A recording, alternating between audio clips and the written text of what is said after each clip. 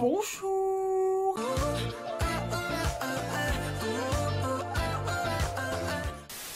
Aujourd'hui je vous retrouve pour vous parler du drama Sweet Home, qui était le tout dernier drama que j'ai vu en 2020 et franchement qui a été un petit coup de cœur. C'est pas un des dramas que j'avais envie de voir tout de suite, mais mon frère était motivé pour le regarder. Du coup je me suis dit que pour une fois, vu qu'il était motivé pour regarder un drama coréen, bah j'allais pas rater l'occasion. Et c'est comme ça que fin décembre 2020 on s'est lancé dans le visionnage de Sweet Home. Ça raconte l'histoire d'un lycéen qui a subi du harcèlement scolaire et qui encore en plus vient de perdre ses parents et qui part habiter tout seul. Sa vie va totalement basculer le jour où une de ses voisines va sonner à sa porte. En effet, celle-ci se transforme en monstre sous ses yeux. Le début du cauchemar commence.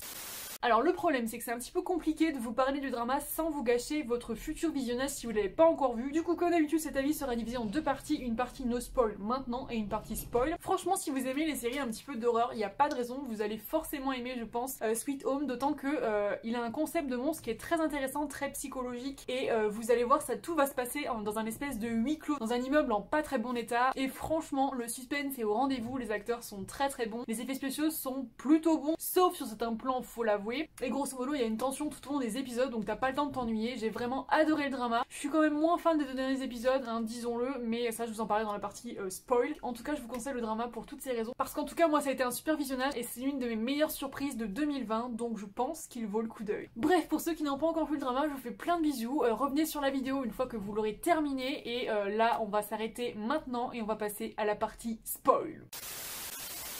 Si tu es encore là, on est d'accord que tu as vu le drama parce que là, je vais balancer. Je vous avoue que quand j'ai eu terminé Sweet Home, j'ai eu beaucoup de mal à rédiger mon avis, j'avais beaucoup de mal à réaliser mes idées. Du coup, j'ai trié par points positifs, mitigés et négatifs. Commençons par les points positifs. Ce que j'ai vraiment adoré et qui vraiment fait que le drama se démarque, c'est son concept de monstre. Parce qu'on n'est pas face à de simples zombies ou à des monstres ordinaires, mais bien devant un espèce de tout nouveau concept qui m'a totalement fascinée. Parce que les monstres de Sweet Home, ce sont en fait nos propres monstres. Et j'ai trouvé ça tellement cool que tout le monde puisse se transformer à tout moment, n'importe où, et que ce soit nos souvenirs, nos angoisses, nos peurs, nos obsessions et nos colères qui nourrissent notre future forme de monstre. En gros, le monstre il est déjà à l'intérieur de nous et je trouve ça vraiment très intéressant comme concept. Et je me suis même du coup demandé quel genre de monstre je serais. Je suis certaine que je serais un monstre hyper sympa.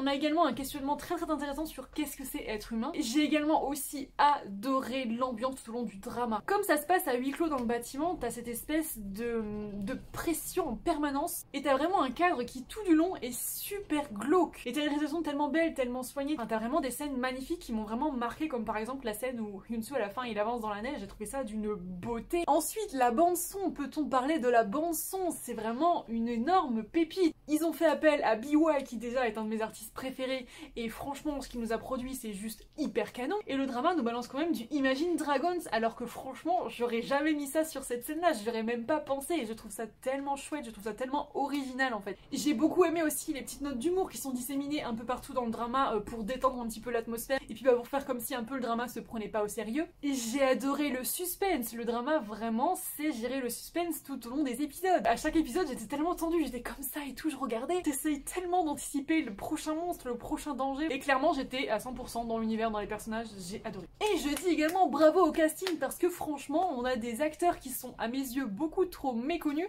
et qui ici ont pu briller à leur juste valeur. Et enfin dernier point positif pour moi, la relation entre nos personnages, même si malheureusement on n'a pas le temps de vraiment les développer comme j'aurais voulu qu'on les développe, on a quand même une super belle bromance, un potentiel début de romance, 3 petits couples en formation et des échanges qui sont quand même vraiment très forts. Donc franchement je suis quand même vraiment contente de ce point de vue là.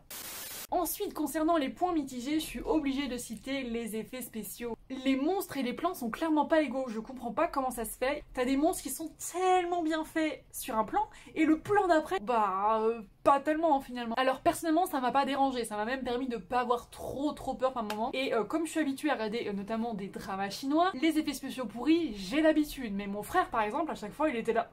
Donc c'est un petit peu dommage, surtout quand tu sais le budget par épisode. Le deuxième point mitigé pour moi c'est le manque de développement des personnages. Je sais, il y a une saison 2 qui va arriver donc on va en savoir plus, mais il y a quand même des personnages qui sont morts entre temps et on n'en saura pas davantage sur leur compte et c'est tellement frustrant. T'as des personnages qui vraiment auraient mérité beaucoup plus de développement, j'aurais voulu découvrir leur passé, j'aurais voulu en savoir plus sur eux. Et quand tu vois que t'as par exemple l'épisode 9 qui selon moi ne sert strictement à rien, qui est juste bourré de violence gratuite et qui m'a pas du tout plu, mais ça on en reviendra dans les points négatifs, je me dis que cet épisode aurait pu sauter, qu'on aurait pu faire ça beaucoup plus vite et qu'on aurait pu développer les personnages ou d'autres choses.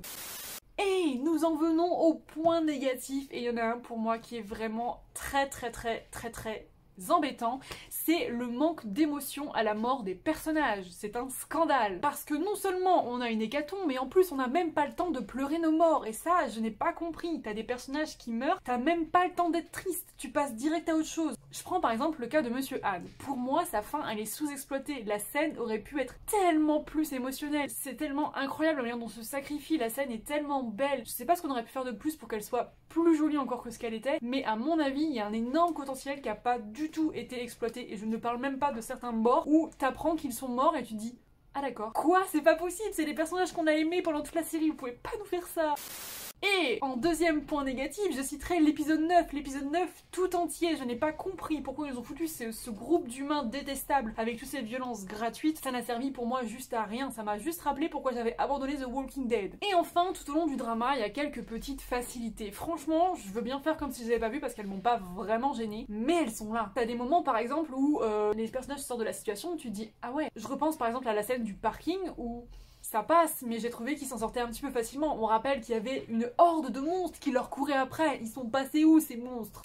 Mais bref, en tout cas, c'est un drama que j'ai vraiment beaucoup aimé, j'ai adoré ces personnages, notamment Hyun-soo qui vraiment m'a beaucoup touchée et m'a fait très mal au cœur également. Et c'est un personnage qui a tellement souffert pendant tout le drama, j'en voulais tellement aux autres de l'envoyer en mission comme ça sans arrêt, il avait rien demandé le pauvre. C'est un personnage que j'ai adoré voir évoluer petit à petit, il prend du courage petit à petit, il prend confiance en lui et franchement ça m'a tellement touchée. J'ai beaucoup aimé notre petit chef à lunettes qui franchement est un acteur que déjà j'étais tellement ravie de revoir et qui j'espère sera dans la saison 2 parce qu'à la fin de la saison 1 on pense que peut-être il va pas s'en sortir et moi je dis non, je dis non, je dis non. Mais bref, on a eu des personnages qui sont décédés aussi dans la saison 1 et ça me fait tellement mal au cœur parce que j'aurais tellement voulu les voir dans la saison 2. Monsieur Han, c'est tellement un coup de cœur. Le Pépé qui a une maladie aussi, je l'ai tellement aimé, là, il est si drôle. Et c'est tellement celui qui peut tout se permettre pour les autres personnages, c'est tellement le papa de l'équipe, vraiment je l'ai trop aimé. Bon bref, vous avez compris, j'ai adoré le drama, même si pour moi il y a quand même des points mitigés et des points négatifs. Une de mes plus belles surprises de 2020, un drama que je conseille et je vous laisse me dire en commentaire vous ce que vous avez aimé dans le drama, ce que vous avez éventuellement pas aimé. Et moi je vous fais plein de bisous, je vous dis à très vite pour une prochaine vidéo. Salam les popos, bye bye.